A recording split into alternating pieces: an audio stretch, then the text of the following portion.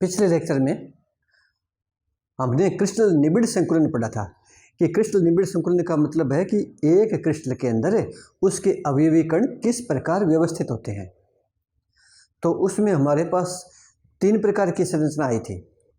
एक का नाम आया था वर्ग निबिड़ संकुलन, एक का नाम आया था षटकोणीय निबिड़ संकुलन और उसके आधार पर फिर CCP या HCP था।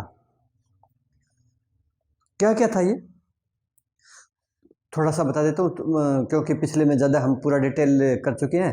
अब थोड़ी सी उसकी अब ज़रूरत पड़ेगी, इस कारण थोड़ा सा इससे परिचय करवा रहा हूँ दोबारा। एक तो हमारे पास ये था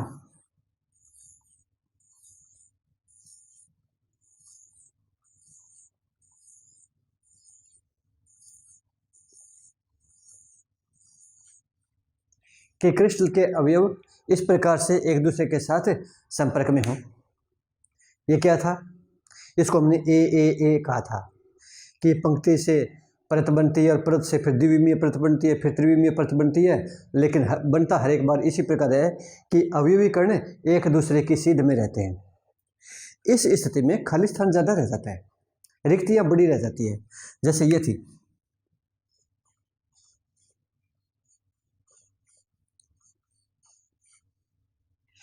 दूसरा निबिड़ संकुल हमने ये पढ़ा था कि एक पंक्ति तो बन गई, लेकिन जो दूसरी पंक्ति है वो उसके अवनमन में आई।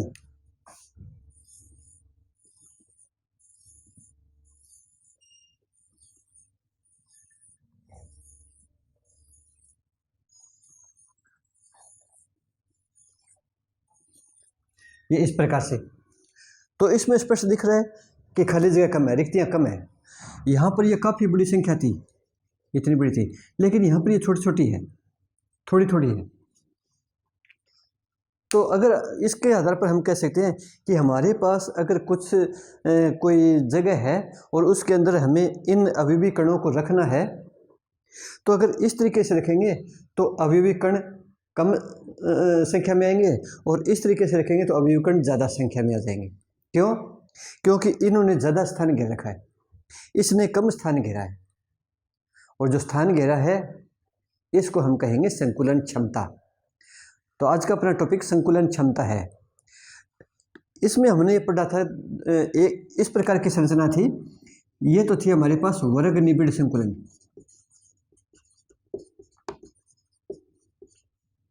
वर्ग निबिड़ संकुलन थी, और इससे सरल घनीय जालक बना था जब इसकी त्रिविम बना रहे थे।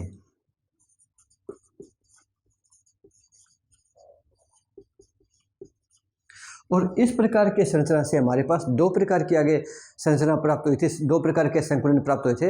एक तो था CCP और एक था HCP। HCP और CCP, और CCP का FCCP एक प्रकार से है। और इसकी जो संकुलन क्षमता है वो हमने कल लिखी थी पीछे 74%, 74%। तो इसमें 74%, 74% स्थान घेरते हैं, केवल 26% स्थान खाली रहता है। और इसमें हम गणना करेंगे और देखेंगे कितना स्थान खाली है। इसमें ज़्यादा खाली स्थान मिलना चाहिए क्योंकि स्पष्ट दिख रहा है, कितना प्रतिशत है वो हम निकालेंगे। तो आज का अपना टॉपिक है संकुलन क्षमता।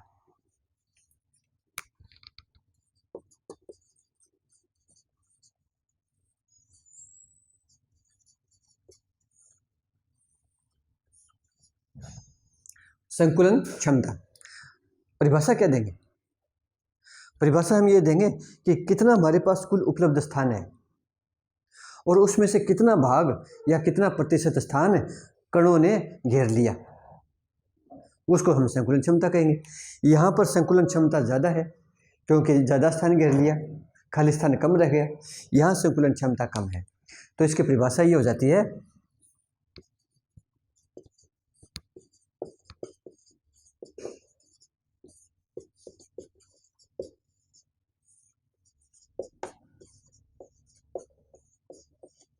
प्रतिशत के रूप में निकालेंगे इसको, तो है प्रतिशत।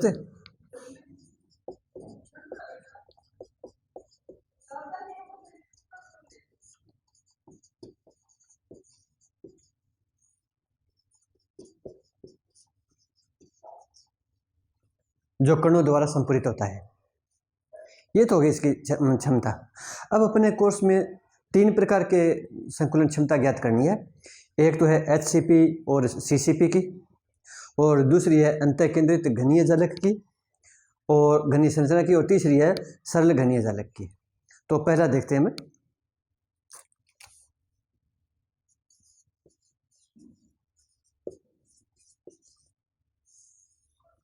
HCP व CCP। HCP और CCP की जो संरचना होगी, इनकी संकुलन क्षमता कितनी है?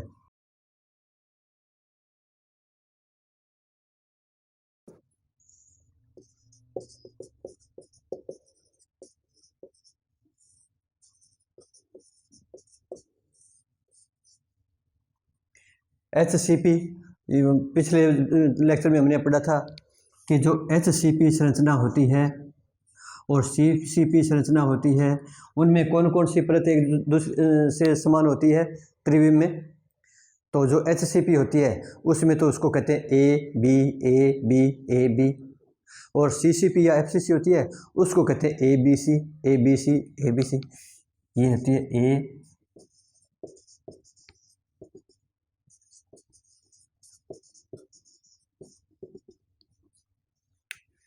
यानी इसमें HCP में पहली, तीसरी, पांचवी परतें एक जैसी होंगी, उनके अविवीकरण संरेखित होंगे, एक दूसरे की सीध में होंगे। दूसरी, चौथी, छठी, इनके अविवीकरण एक दूसरे की सीध में होंगे। जबकि CCP या FCC में पहली, चौथी, सातवीं, 10वीं ये परत जो होगी, इनके अविवीकरण एक दूसरे की सीध में होंगे, संरेखित होंगे। या दूसरी, पांचवीं, आठवीं, या तीसरी, छठी, नौवीं, इस प्रकार से। तो ये इसका पूरा हम पीछे ज़्यादा अध्ययन कर चुके हैं। अब आते हैं संकुलन क्षमता पर। तो संकुलन क्षमता जो होगी, इसका सबसे पहले तो हम सूत्र देखें। हमें निकालना क्या क्या है, कहाँ से शुरू करें। तो शुरू करने के लिए तो वो देखें कि हमें निकालना क्या है। तो हमें तो सबसे पहले संकुलन क्षमता निकालनी है, तो उसका सूत्र होना चाहिए। उसके बाद उस सूत्र में क्या क्या चीज़ है, उनकी ज़रूरत पड़ेगी, वो हल करेंगे। तो इस प्रकार से हमें जिस जिस चीज़ की ज़रूरत पड़ती जाएगी, हम हल करते जाएंगे, और अपना जो संकुलन क्षमता का जो अंतिम प्रतिशत है वो देखते हैं कैसे प्रकार आएगा। तो इसका सूत्र जो होता है,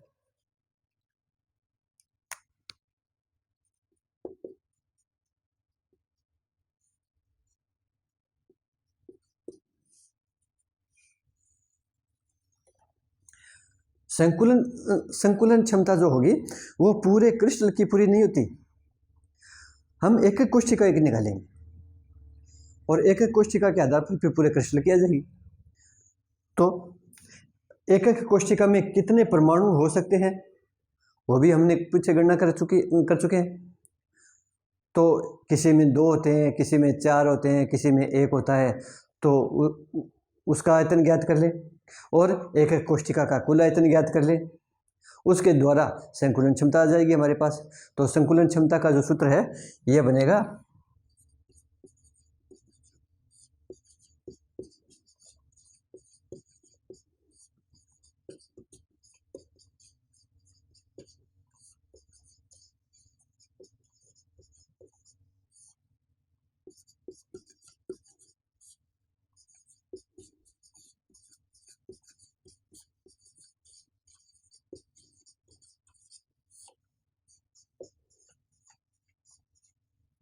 ये आएगा कि एक एक कोशिका में कितने गोले हैं। गोले यहाँ पर परमाणु से मतलब है, यहाँ गोलों का मतलब परमाणु है। परमाणु, अणु, आयन, जो भी उसके अभिविकर्ण है उसका मतलब है। पिछले भी हम पढ़ चुके हैं कि जो एक कोशिका है, उस एक कोशिका में जो जालक बिंदु है वहाँ पर हम अभिविकरणों को रखते हैं, और अभिविकर्ण परमाणु, अणु या आयन होते हैं।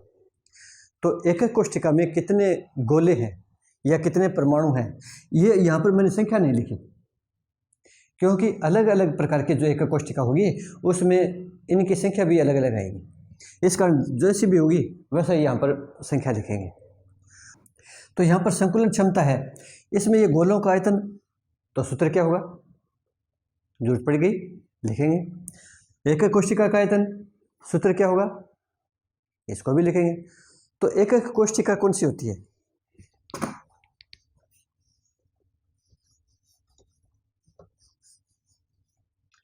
एक एक कोष्ठिका में तो घन के रूप में हम ज्यादातर मानकर चले हैं।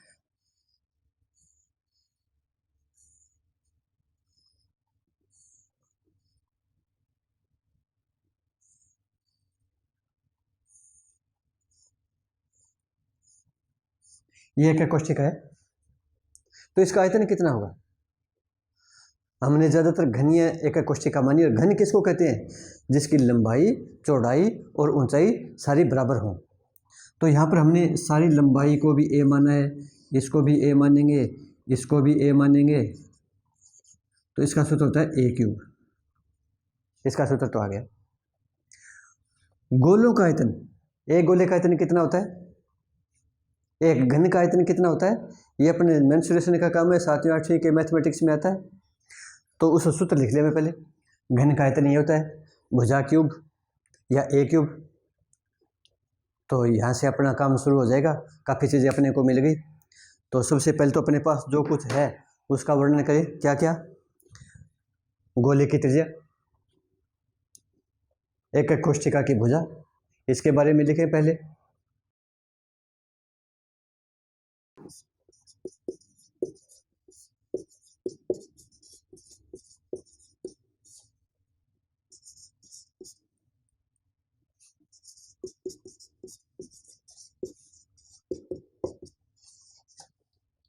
एक एक कोष्ठिका की कोर की लंबाई ए आ गई, तो इसका सूत्र आ जाएगा।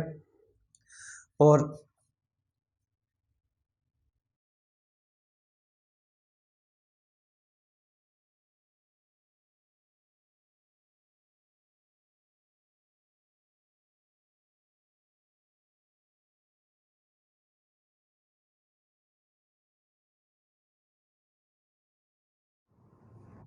परमाणु की त्रिज्या मान ली, इसका भी जिक्र आ गया।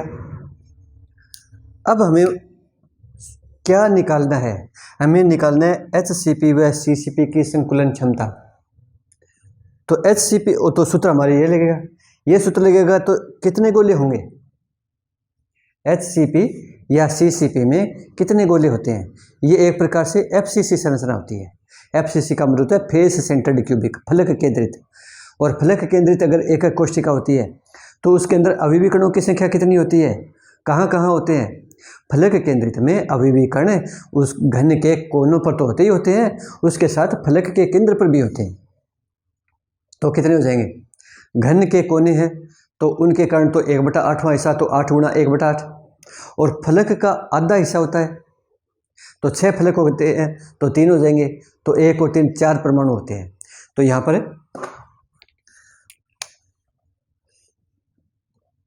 HCP या CCP संरचना में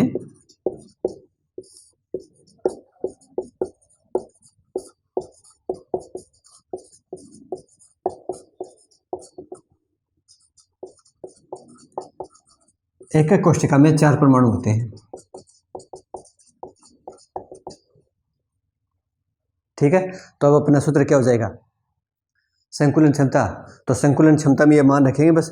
और ये भी इतना लंबा चौड़ा पूरा नाम नहीं लिखेंगे, केवल इसके स्थान पर सूत्र को काम लिखेंगे, जल्दी भी हो जाएगा, प्रतीक के रूप में काम में लेंगे। तो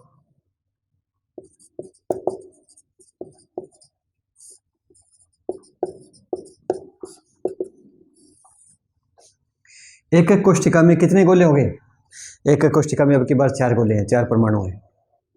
एक गोले का इतनी कितना होता है? ये तो 4 का कितना हो जाएगा? इसको 4 से गुणा कर देंगे।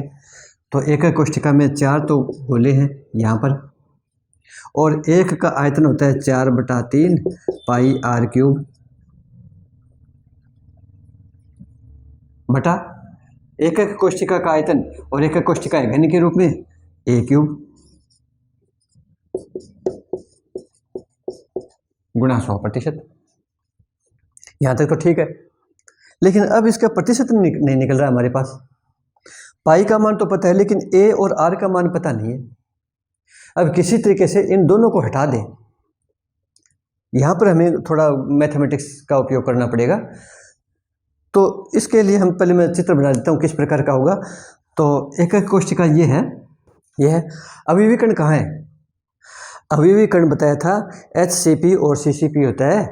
CCP को हम FCC भी कहते हैं, और FCC में अविवीकरण घन के कोनों के साथ साथ फलक के केंद्र पर होते हैं। और हम यहाँ पर सारे फलक के केंद्र पर नहीं बनाएंगे, जिसकी हमें ज़रूरत है केवल वही दिखाएंगे, क्योंकि सारा पर बनाएंगे तो फिर एक दूसरे से ओवरलैपिंग करेंगे या 3D का है वो चित्र सही नहीं बनेगा। तो हमें जिस परमाणु की ज़रूरत है, जिन गोलों की हमें ज़रूरत है, केवल वो बनाएंगे। तो ये अविवीकरण इसके केंद्र पर है, बाकी यहाँ इन कोनों पर है। तो हम केवल ये फलक ले रहे हैं, बस केवल ये फलक लेंगे, एक केवल इस फलक को लेंगे। इसी प्रकार का यहाँ पर होगा, दूसरे में होगा, अन्य फलकों पर भी यही बात होगी। तो हम केवल ये एक फलक ले रहे हैं। तो यहाँ पर अविवीकरण कहाँ कहाँ है? अविवीकरण है घन के कोनों के साथ साथ, कि इस पर भी है, इस पर भी है, इस पर भी है और इस पर भी है, यहाँ तो है। और फलक के केंद्र पर भी है, तो फलक का केंद्र ये है, इस पर भी है। तो जब यहाँ पर रखेंगे तो एक प्रकार से ये एक विकर्ण, ये या ये एक दूसरे को टच करेंगे। तो इसका चित्र मैं बना दे रहा हूँ। एक परमाणु तो यहाँ जाएगा, एक इस पर आएगा, एक इस पर आएगा,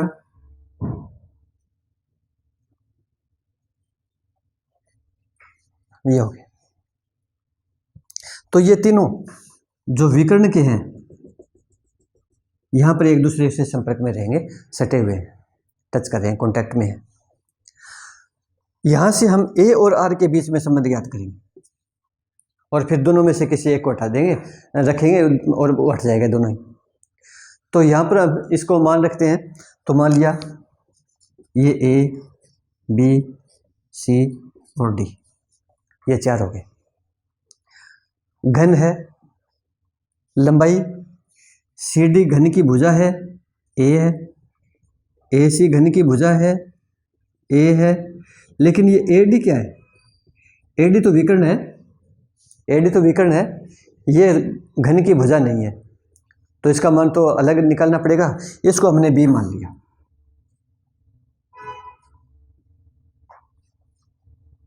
ये B मान लिया। तो ये हमारा एक नंबर था। अब यहाँ चित्र से आओगे, चित्र में त्रिभुज ACD है। त्रिभुज ACD में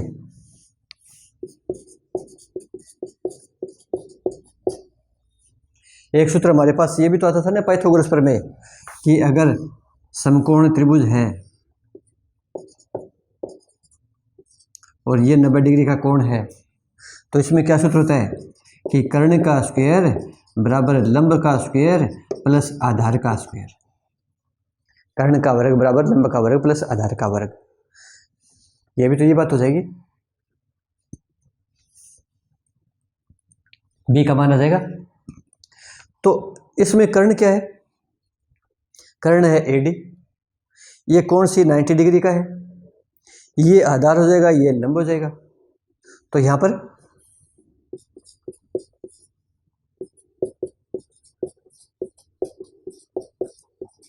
यह आ जाएगा। AD का मान हमारे पास क्या है? B, AC का मान A और CD का मान भी A है। ये वर्ग की भुजाएं। तो B स्क्वायर बराबर क्या गया? 2A स्क्वायर, या B का मान कितना जाएगा?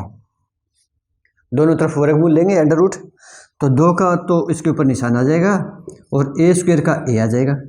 ये आ गया अपना 2 नंबर। B का मान आ गया, यानी इस भुजा का मान हमारे पास आ गया। इस B का मान हम कोई दूसरे तरीके से भी ज्ञात कर सकते हैं क्या? गोलों के तरीके से। स्पष्ट दे रखा है हमें, थोड़ा सा अगर हम समझे इसको तो आराम से हमें B का एक मान और आ जाएगा, त्रिज्या के रूप में आएगा वो। ये रहा, ये गोला है, ये इसकी त्रिज्या है, ये पूरा है, यहाँ से इसकी एक त्रिज्या इधर होगी, एक त्रिज्या इधर होगी। ये एक गोला है, ये इसकी एक त्रिज्या, तो कुल कितनी त्रिज्याएं होंगी? रेडियस, एक तो इसकी होगी, एक ये होगी, एक ये होगी और एक ये होगी, 4 त्रिज्या होगी। तो बी का मान कितना हो गया, सबको जोड़ दे। तो चित्र से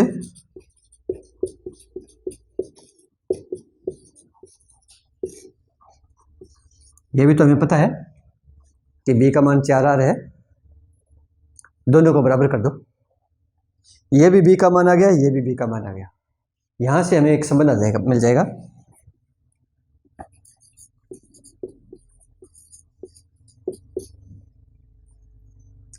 ये बी का मान √2 है,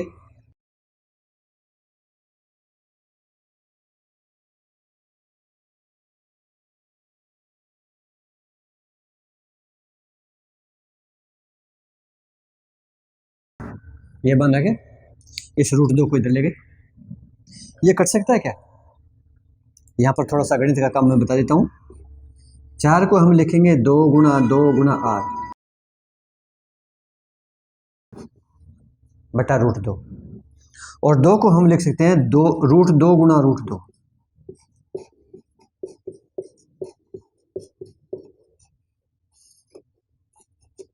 ये लिख सकते हैं। हमने केवल इसको इस तरीके से लिख दिया ताकि ये आपस में कट जाए। अब 1 2 से 2 कट जाएगा, तो अब हमारे पास ये मान आ जाएगा 2 √2 r। किसका मान आ गया? ये a का मान आ गया, या a is equal to 2 √2 r। ये a और r के बीच में संबंध आ गया। या r का मान कितना आ जाएगा? 2 √2 को इधर ले, ये बटा में आ जाएगा। ये भी कह सकते हैं। इस पर भी प्रश्न आते हैं छोटे छोटे।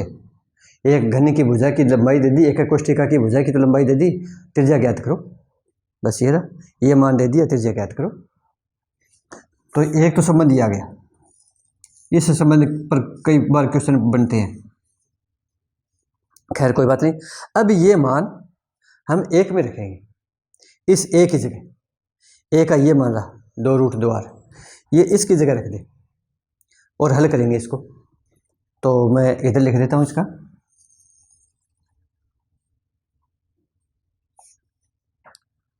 ये मान हमारे पास आ गया, इसको मैं रख देता हूं 4 नंबर आ गया।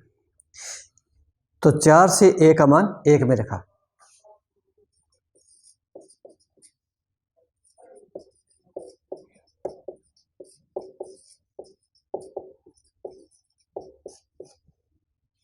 तो अब हमारे पास संकुलन क्षमता का सूत्र सही आ जाएगा।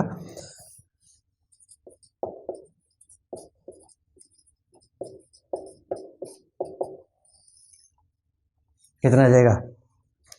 4 गुणा 4 बटा 3 पाई r क्यूब बटा a की जगह ये मान रख देंगे। तो इसको मैं हल कर रहा हूं, तो 4 को 4 से गुणा कर दिया, 16 बटा 3 कर रहा हूं मैं।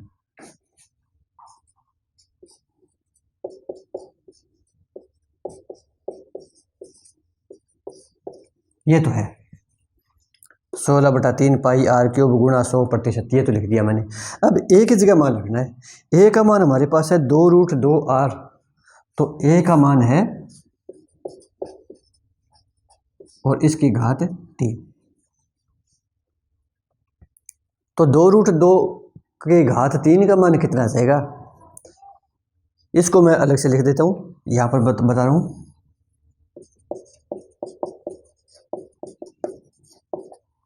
इसका कितना हो जाता है गुणा?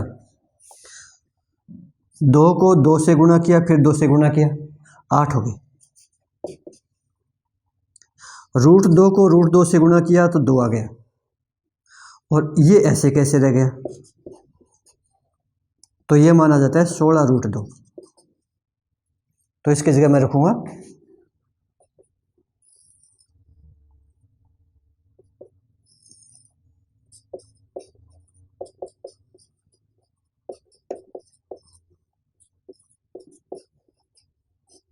और r की घात 3, ये प्रतिशत। ठीक है। अब r क्यूब से r क्यूब कट जाएगा, ये r क्यूब से r क्यूब कट जाएगा। अब इसके अंदर ऐसी कोई संख्या नहीं है जिसका मान हमें पता नहीं है। 16/3 का मान पता है, पाई का मान 3.14 या 22/7 रखेंगे। 16 ये है ही, √2 का मान हमें पता है 100% है। तो इस तरीके से यहाँ ये दिक्कत आ रही थी कि आर और ए का मान हमें पता नहीं था। अब ए को हमने आर के रूप में बदल दिया और आर से आर कट गया। तो इस तरीके से अब इसको हल करेंगे तो संकुलन क्षमता जो मान होगा, यहाँ सारे को हल करना है, पूरे को। तो इसको जब हल करेंगे तो ये मान आ जाएगा 74%। 74%। इसका मतलब क्या हो गया? इसका ये हो गया, इसका मतलब कि जो इस प्रकार की जो संरचना है HCP या CCP जो संरचना है उसमें 74% स्थान भरा हुआ होता है, 26% स्थान खाली होता है, लगभग 1/4, 3/4 भाग भरा होता है। तो इसमें एक दूसरे के साथ सटे हुए ज़्यादा होते हैं अवयवी कण और खाली स्थान बहुत ही कम होता है। तो एक तो ये हो गया अपना पूरा। इसके बाद अब हमारा दूसरा हम हल करेंगे। अब बारी है दूसरे प्रकार की घनीय संरचना की, अंतः केंद्रित घनीय संरचना।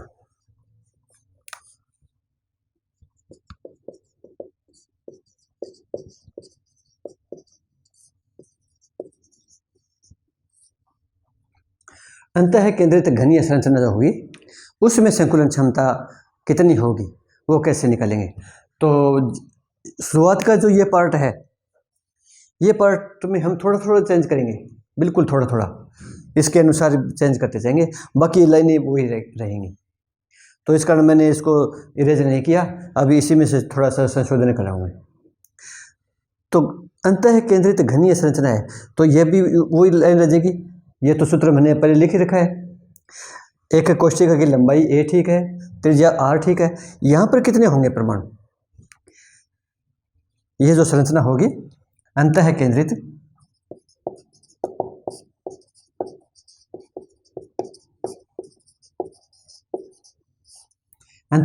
घनीय संरचना है, इसमें कितने परमाणु होंगे?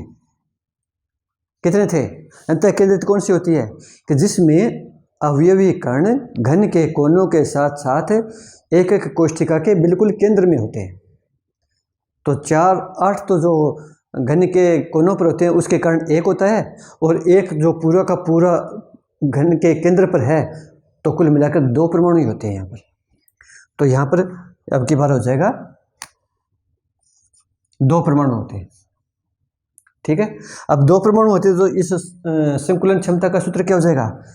तो यहाँ पर ये 2 गोले हो जाएंगे, ठीक है। अब इसको हल करते हैं, आगे तरीका वही रहेगा। अब वही बात आ गई, अब R और A में संबंध ज्ञात करो। अब R और A में संबंध ज्ञात करें तो फिर हमें वो चित्र बनाना पड़ेगा कि अवयवी कण कहाँ कहाँ है, और अब की बार क्या दिक्कत आएगी वो भी एक देखते हैं। तो ये चित्र बनेगा।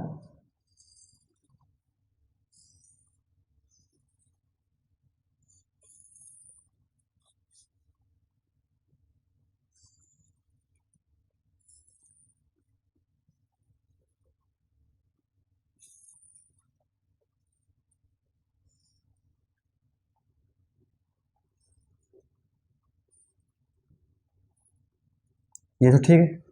अवयवी कण अब की बार कहाँ कहाँ है?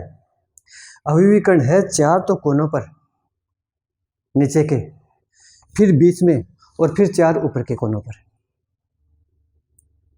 तो अगर ये स्थिति हो, जैसे मान लिया ये कमरा है, ये एक कोशिका मान ली मैंने घनी है क्योंकि इसकी लंबाई चौड़ाई ऊंचाई सारी बराबर है।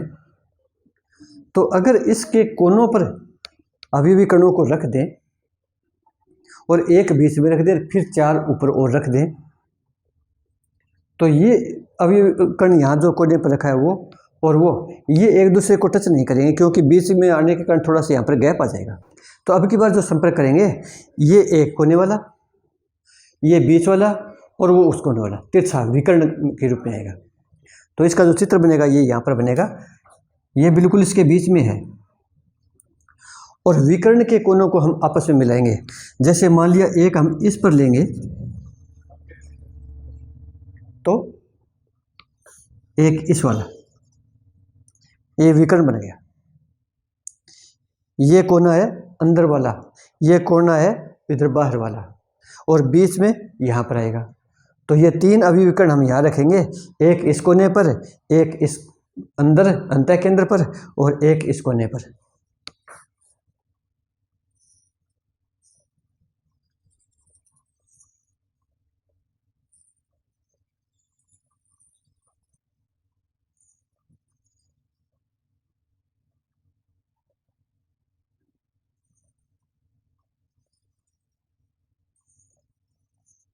इस तरीके से आ जाएंगे। ये विकर्ण बनाएगा एक। विकर्ण है, ये ध्यान में रखना है कि कौन सा विकर्ण है। विकर्ण कई प्रकार के बनेंगे, जैसे ये कमरा है तो इस फर्श में इधर से इधर भी विकर्ण बनेगा। इस दीवार है, इस दीवार से यहाँ तक ये भी विकर्ण बनेगा। ये पूरा घन है, इसमें यहाँ से उस कोने तक ये विकर्ण बनेगा। तो यहाँ पर इस विकर्ण को हम ले रहे हैं एक बार। ये चित्र को अच्छी तरीके से समझना जरूरी होता है इसमें। इसके बाद अगर मान लिया ये ए बी सी डी इस तरह पे, अब की बार एक फेस से काम नहीं चलेगा, हमें पूरा लेना पड़ेगा। अब की बार हमें पूरा लेना पड़ेगा। तो एक बार मैं इसको नामकरण कर देता हूँ।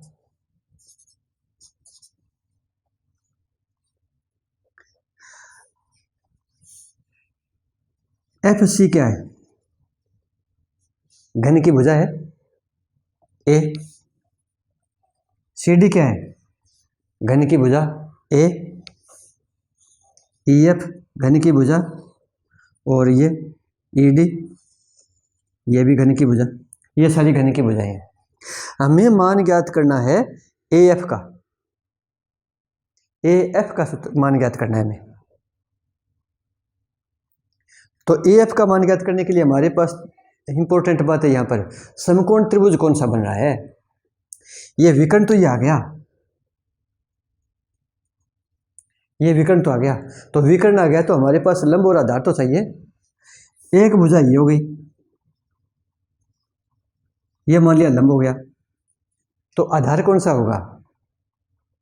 आधार हमें यहां पर खींचना पड़ेगा F D.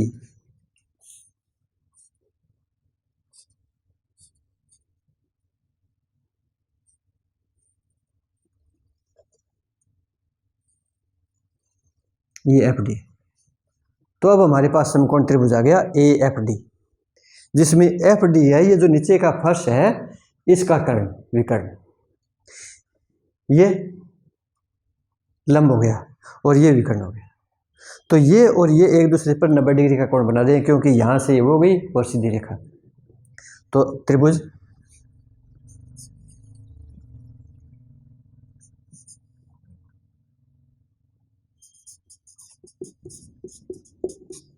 A F D से, ठीक है। तो इससे हमें हमारे पास ए एफ का मान आ जाएगा, लेकिन उसमें भी थोड़ी कमी रह जाएगी। देखते हैं क्या कमी रहेगी। पहले एक बार चलते हैं। ए एफ स्क्वायर बराबर A D square plus F D square, ठीक है। तो यहाँ पर तो सारे मान अलग अलग आ गए। क्या क्या कि ये तो हमने ए मान रखा है और ये हम बी मान रहे हैं और इसको हम सी मान रहे हैं। तो ये तो C square is equal to A square plus B square आ गया, ये मान आ गया। तो अब क्या करें? अब तो एक नई बात हो रही, अब बी को हटाना पड़ेगा। अब देखो कि बी कौन से त्रिभुज में कर्ण है। बी का मान हमें फिर निकालना पड़ेगा, दूसरा त्रिभुज ढूंढना पड़ेगा। बी कौन से त्रिभुज में कर्ण है? बी ये है। तो इसके लिए हम त्रिभुज ई एफ डी भी ले सकते हैं या ई सी डी भी ले सकते हैं, कोई भी ले सकते हैं, दोनों में एक ही बात आ जाएगी। तो हम मान लिया त्रिभुज ई एफ डी ले रहे हैं।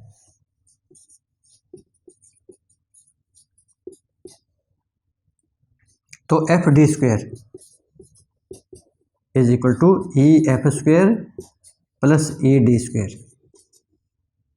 इसको मैं एक बार 2 नंबर लगा रहा हूं। ई एफ का मान कितना है, ये वर्ग की भुजा है ए, ई डी कितना है, ये भी वर्ग की भुजा है ए, और एफ डी हमने बी मान रखी है, तो ये बी का स्क्वायर, ई एफ का मान ए, ई डी का मान ए,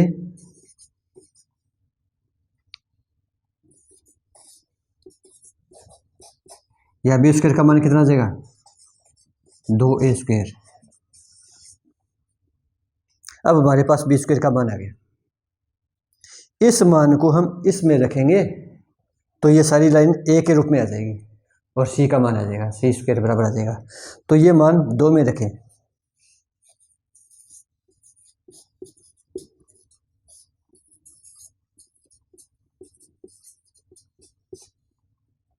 तो सी स्क्वायर बराबर, ये तो ए स्क्वायर है ही, प्लस इस बी के स्क्वायर के स्थान पर हमने रख दिया 2a स्क्वायर,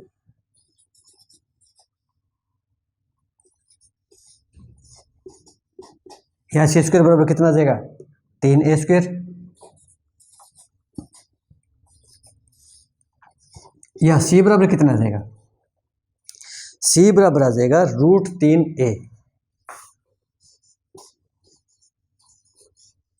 ये आ गया चौथा नंबर हमारे पास, सी का मान आ गया।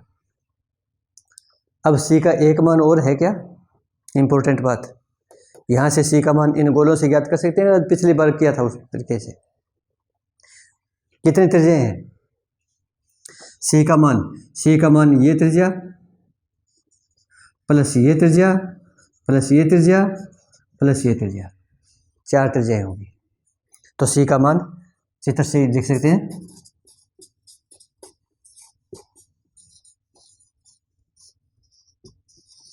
ये 5 नंबर आ गया। ठीक है, अब इन दोनों को हल करेंगे, ये भी सी का मान आ गया, ये भी सी का मान आ गया, दोनों को बराबर कर देंगे, तब हमारे पास ए और आर में संबंध आ जाएगा। हम सारा इतने प्रयास इनको हटाने के लिए कर रहे हैं। तो अब 4 और 5 से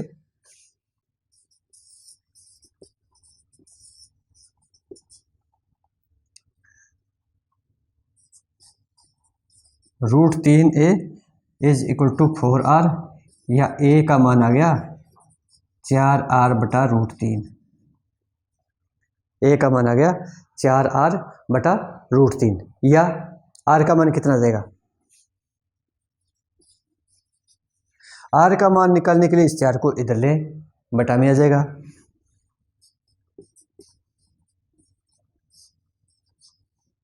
इस पे भी प्रश्न आते हैं, ये संबंध भी ध्यान रखना है। ऐसे ही संबंध HCP और CCP वाले में भी आया था और इसमें भी आ गया, तो इसको भी मैं बॉक्स में रख रहा हूँ क्योंकि इस पे भी छोटे छोटे प्रश्न बनते हैं। ये नंबर आ गया 6। अब ये मान रख दो 1 में और फिर हल कर लो।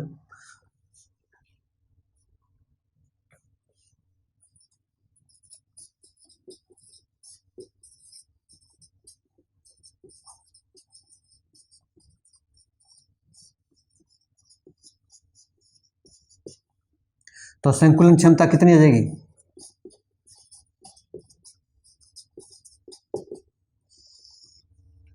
संकुलन क्षमता आ जाएगी, अब की बार ये कितना आ जाएगा,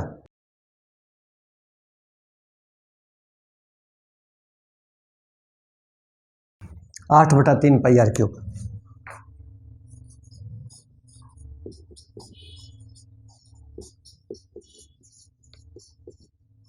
गुणा 100% बटा ए का मान 4r बटा √3,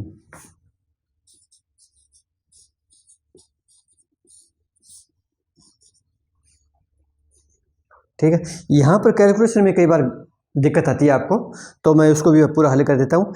एक बार इसका अगर स्क्रीनशॉट लेना चाहो तो ले लो, फिर मैं यहाँ से थोड़ा सा इसको इरेज करके मिटाकर और दोबारा इसको हल करूँगा।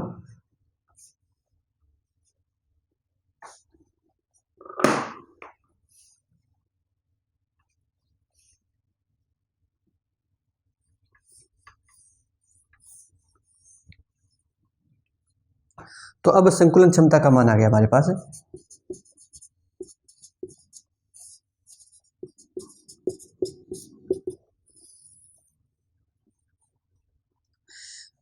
ऊपर भी भिन्न की संख्या है, नीचे भी भिन्न की संख्या है।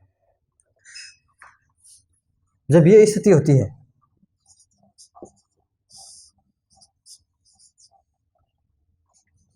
ऊपर भी भिन्न की संख्या हो और नीचे भी भिन्न की संख्या हो, तो नीचे वाली संख्या को पलट कर लिख देते हैं हम।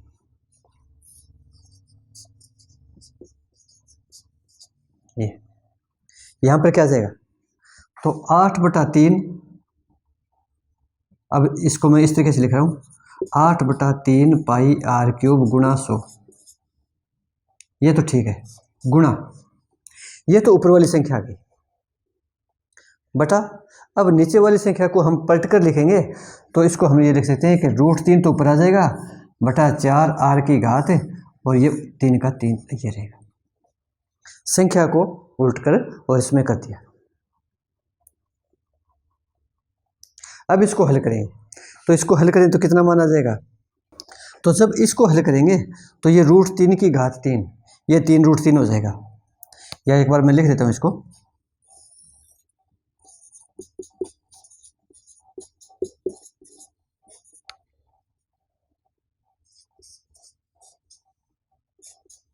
√3 का मान हो जाएगा 3√3, क्यों कि √3 को हम 3 बार गुणा करेंगे, ये तो 3 आ गया और ये √3 इसका गुणा हो गया। 4⁵3 64 64 r³ और ये प्रतिशत में।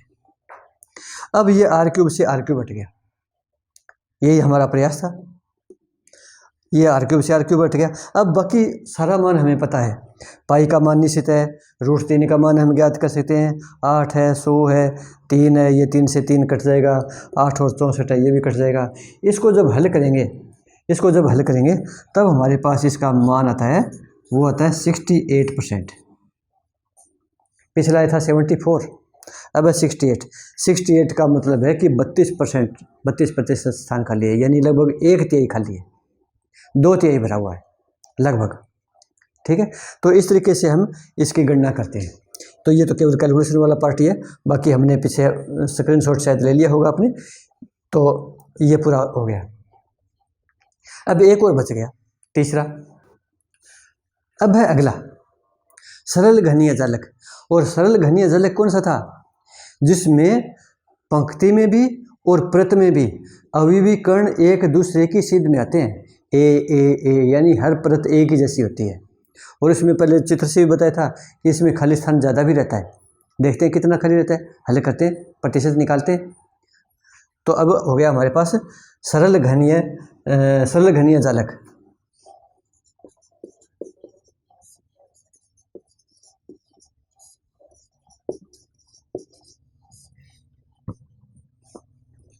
ये लाइन वही रखनी है।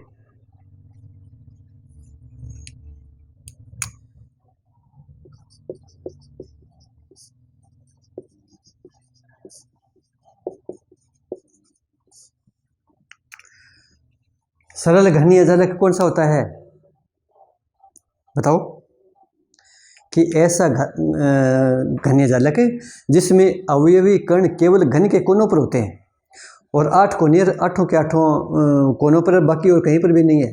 तो 8 × 1/8 केवल एक ही होता है इसमें।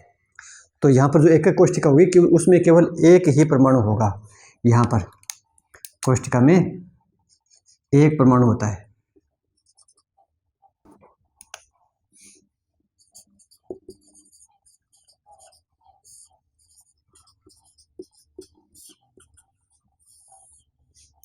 एकक कोष्ठिका में गोलों का आयतन अब की बार कितने गोले हैं, केवल एक है,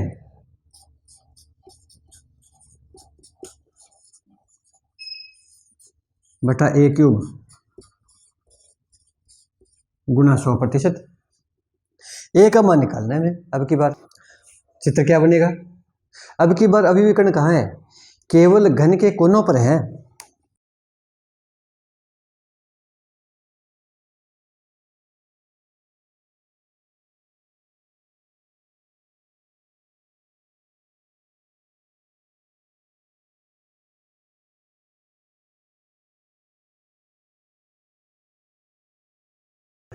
इसके कोनों पर है, तो एक इस कोने पर मान ले, एक इस कोने पर मान ले,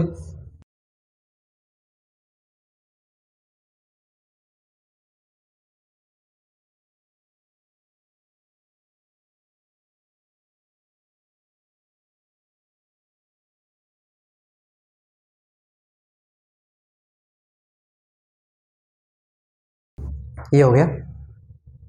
अब की बार कहीं पर त्रिभुज बनाने की जरूरत पड़ेगी क्या? अब तक हम क्यों करे थे कि ए और आर में संबंध ज्ञात करना चाहते थे। अब की बार ए और आर में सीधा संबंध आ रहा है। ये ए सीधा कितने आर के बराबर आ रहा है? ये दो गोले एक दूसरे के साथ संपर्क में है, आर और आर, बस। तो यहाँ पर सीधा यह है कि बार हमें ज़्यादा कैलकुलेशन की आवश्यकता नहीं है। तो यहाँ पर ये कह सकते हैं कि जो चित्र है, ये चित्र से ए का मान 2r के बराबर है, तो इसको हमने 1 नंबर लगाया, ये 2 नंबर लगा दिया, बस मान रख दिया। अब की बार कोई ज़्यादा लंबा चौड़ा काम नहीं है। तो संकुलन क्षमता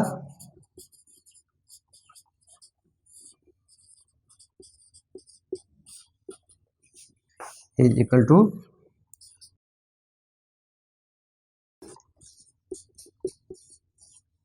ये तो ऊपर वाला आ गया बटा ए का मान है 2r3। इसको जब हल करते हैं पूरे को, तो यहाँ पर जो मान आता है वो आता है 52.4%, 52.4%। क्या मतलब हुआ? कितना खाली हो गया? लगभग आधा खाली है। और ये चित्र में भी देखते हैं, जब अवयवी कण एक दूसरे के सीध में आएगा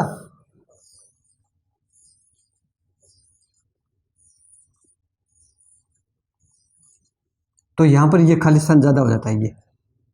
ये खालिस्तान काफ़ी ज़्यादा है, काफ़ी ज़्यादा खालिस्तान होता है। तो इसके कारण लगभग आधा तो स्थान खाली रहता है, आधी जगह पर ही उसके अवयवी कण आते हैं। तो ये 3 प्रकार के हो गए। इसको हल भी करना चाहें, कई बार बच्चों को इसको दिक्कत आती है कि इसको हल कैसे कर दिया, तो इसका भी मैं बता देता हूँ। इसका सोल्व करने का तरीका क्या होता है कि हमारे पास ये तरीका होता है, ये स्थिति हो तो क्या हो कि ऊपर वाली संख्या तो भिन्न है लेकिन नीचे वाली पूर्णांक है, ये भिन्न नहीं है। यही बात यहाँ ये ऊपर वाली संख्या तो भिन्न है लेकिन नीचे वाली भिन्न नहीं है। तो इस स्थिति में जब हल करते हैं तो ऊपर वाली और नीचे वाली दोनों को ही भिन्न में यानी बटा की राशि में बदलना होता है, फिर आसान हो जाता है, कम गलती नहीं होती। तो इसको भिन्न में बदलेंगे तो 1 में कर देंगे, तो ये माना जाता है इसका a/b is equal to 1/c, यानी c नीचे ही रह जाता है, b के साथ इसका गुणा हो जाता है। तो अगर इसको हल करेंगे तो ये माना जाता है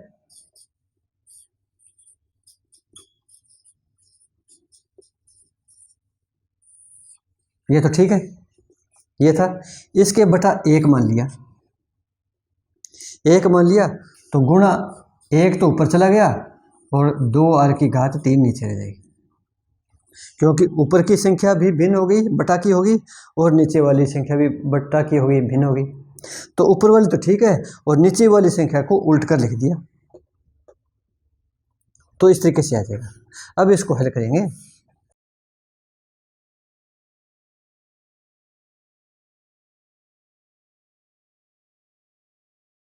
दो की घात 3 का मतलब हो गया 8 और r3।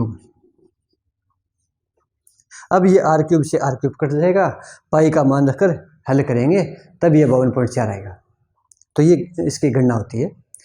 तो आज हमने ये तीनों प्रकार की जो संकुलन क्षमता है उनकी निकाल ली। HCP या CCP होती है, उसका जो संकुलन क्षमता होती है वो होती है 74%। अंतः केंद्रित जो घनीय जालक होता है उसमें होती है 68%, और सरल घनीय जालक होता है उसकी होती है 52.4%। इसमें छोटे छोटे प्रश्न बहुत आते हैं। हाँ, एक ये इस संबंध को भी ध्यान रखना है कि सरल घनीय जालक का मान दे दिया, सरल घनीय जालक है उसकी भुजा का मान दे दिया, त्रिज्या का मान ज्ञात करो। ठीक है,